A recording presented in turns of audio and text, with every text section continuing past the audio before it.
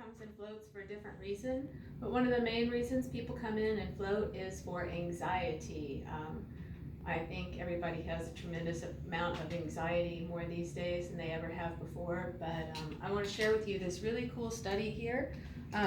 You can look it up online. It is from the Laureate Institute of Brain Research in Tulsa, and it was done by a Dr. Justin Feinstein, Feinstein.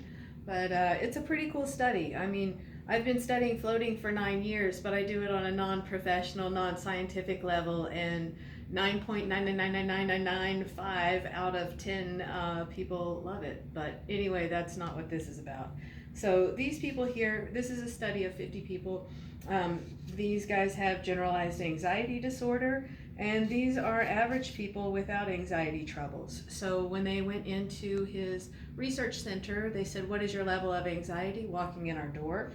And the people with the anxiety disorder placed right up here, and the average people placed way down here. So they were put in the float tank for the very first time they'd ever floated, and their instructions were you can get out at any time if you want, you can turn the light on if you want, you can turn the light off if you want. And when they got out, they said, what is your level of anxiety now? And the people with the anxiety disorder were way down here.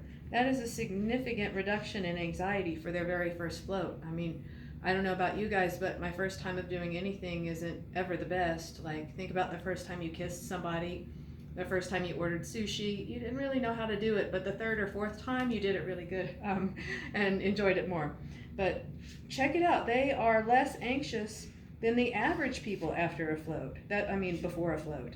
And usually when something like that is so phenomenal for people with issues, then people that don't struggle with that don't also benefit, but clearly the non-anxious people also had a benefit. This is the same exact study, but instead of being grouped by anxious and non-anxious, it is each individual one at a time. And as you can see, every single one of them, the red is before the float and the blue is after the float. Every single one of them had a reduction in anxiety.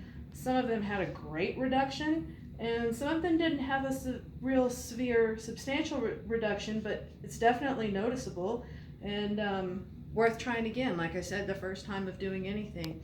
And if you come and float at my spa, I don't have little electrodes taking your blood pressure while you're in there.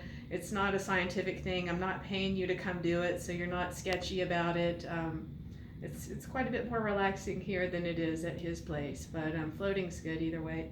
And he's actually in Hawaii now, but his center is in Tulsa, Oklahoma, and that's where the study was done. It is published and peer-reviewed in the PLOS ONE medical journal. So yeah, floating is awesome on anxiety. He did another study, actually a follow-up study, and found out the effects of flotation outlast the effects of Xanax. How many people do you guys know are on Xanax? Don't you think like it's better to maybe take a bath and Epsom salt than to take a pill? I do.